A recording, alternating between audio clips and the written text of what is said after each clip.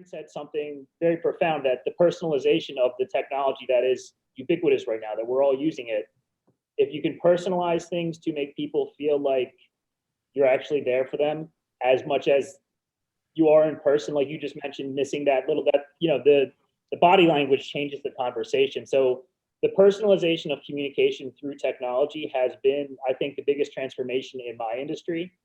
And the average year, about 25% of gyms go out of business. I would imagine this year is going to be closer to 60, 65%, because, the pandemic was like Dr. Joe mentioned, it was the Mike Tyson right hook to the face. No one saw it coming. And if we saw it coming, we didn't see it lasting this long and having this profound of an impact on every aspect of our business.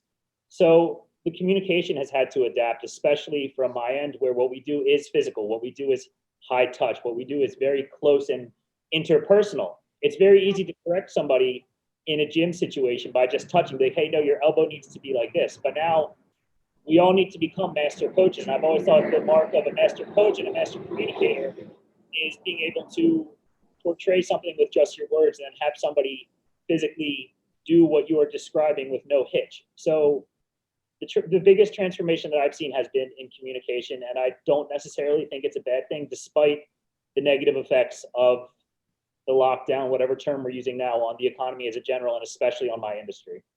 Look at the reported statistics from the past year. Over the first 2 months of the lockdown, March and April, the calls to the national mental health centers, the various ones across the state, were increased by about 900%. They think opiate overdoses went up about 120%.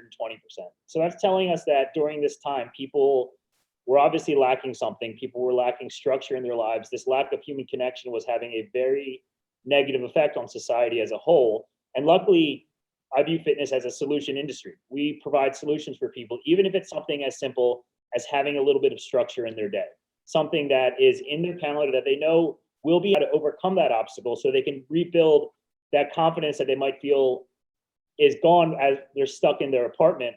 And for us to do that, it did not really require much innovation at all. Honestly, in my industry, there are two things. The people who keep it simple tend to win, and the people who are smart with their money tend to win. Because we need to be here for all of our clients. We need to be there for, we branched out to the city as a whole to kind of provide that solution. We offered a decent amount of free things for people just to be that little, foot in the dam of change that was coming. So of the negative change, I should say, that was coming. So we tried to reach out to as many people and help as many people as possible.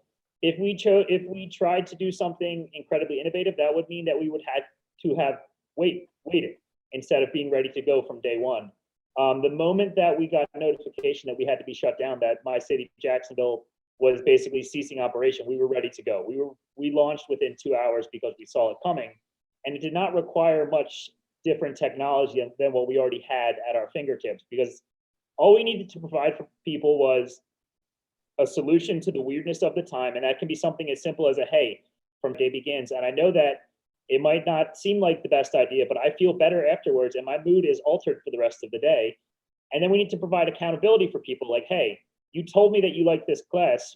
Where were you on Wednesday? And these are two things that can be done with Zoom, with email, for years and years and years, and with text messages. So we just tried to utilize the simplest technology with the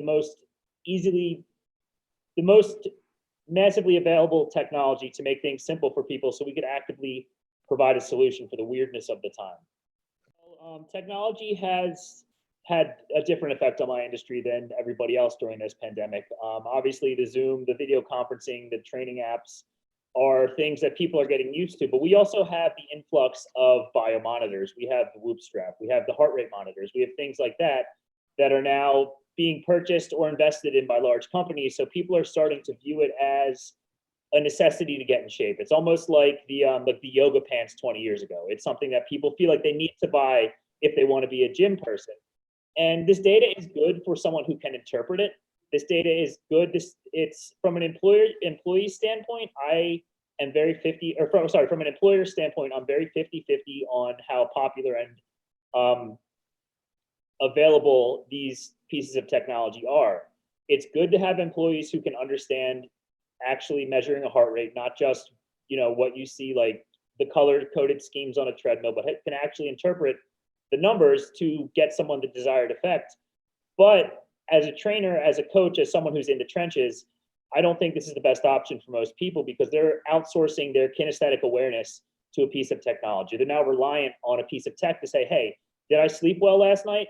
Well, it says I got 70%. I must have slept well. It's okay. But can we focus on how that actually makes you feel? Can we focus on your awareness of it so that you can become aware of your biomarkers instead of just relying on a piece of technology for it? So I'm 50-50 on the technology. I think that it's good. I think that in long term, it's a good thing. I just think that as far as humans being very out of touch with their body, and we can see this in the climbing percentage of Americans who are obese every year, we just don't have a very good relationship with ourselves physically.